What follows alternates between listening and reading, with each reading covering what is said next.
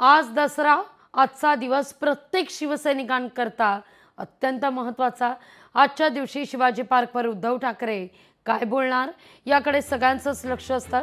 त्यासाठी अनेक शिवसैनिक गावखेड्यातून मुंबईत दाखल होण्यास आता सुरुवात झाली आहे। या सगळ्याचा आढावा घेतलाय आपल्या प्रतिनिधी भाग्यश्री प्रधान आचार्य यांनी। छत्रपती शिवाजी महाराज मैदानात आज शिवसेनेचा पारंपरिक दसरा मेळावा पार पडताना पाहायला मिळतोय। यासाठी जी तयारी आहे ती देखील पूर्ण झालेली आहे। स्टेज बांधणी पूर्ण झालेली आहे आणि त्याचबरोबर एक फ्लेक्स जो आहे तो मागे लावलेला पाहायला मिळतो। या फ्लेक्सवर एकीकडे बाळासाहेब ठाकरे आणि मीनाताई ठाकरे यांचा फोटो आहे, तर दुसरीकडे उद्धव ठाकरे आणि आदित्य ठाकरे यांचा फोटो आहे।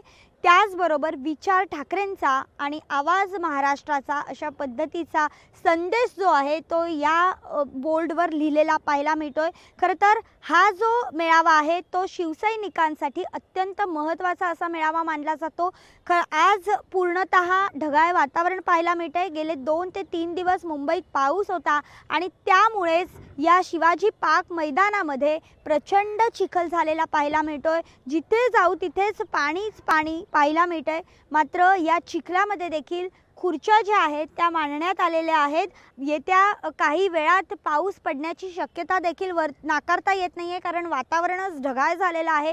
त्यामुळे अशा पावसामध्ये यांचा ठाकरेचा हा मेळावा कसा पार पडतोय हे बघणं महत्त्वाचं आहे। आणि दुसरी महत्त्वाची गोष्ट, या मेळाव्यात युती संदर्भात काही चर्चा होतीये का, काही कानमंत्र उद्धव ठाकरे देत आहेत का, हे बघणं महत्त्वाचं आहे। खरं तर हा जो मेळावा आहे येत्या महापालिका निवडणुका, नगरपंचायत निवडणुका आणि जिल्हा परिषदा निवडणुकांच्या पार्श्वभूमीवर देखील तितकाच महत्त्वाचा मानला जातोय। आणि त्याचमुळे उद्धव ठाकरे राज ठाकरे यांची भेट घेणार का, त्यांच्या घरी जाणार का, किंवा राज ठाकरे या मेळाव्याला येणार का, अशा विविध चर्चा ज्या आहेत त्या या निमित्ताने 2 ते 3 दिवसांपासून रंगलेल्या पाहायला मिळत आहेत।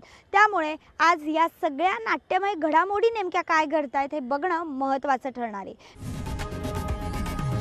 लोकशाही मराठी ऐका, पहा, जागरूक रहा।